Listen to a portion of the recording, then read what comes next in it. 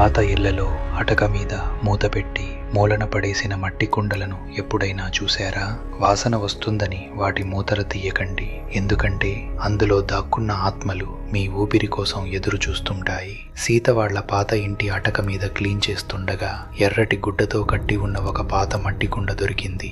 ఏముందో అని ఆ గుడ్డ విప్పి మూత తీసింది. అందులో ఏమీ లేదు, ఖాళీగా ఉంది. కానీ ఆ కుండలోంచి ఎముకలు కొరికేంత చల్లటి గాలి బయటకు వచ్చింది. సీత దాన్ని అక్కడే వదిలేసి కిందకు వచ్చేసింది.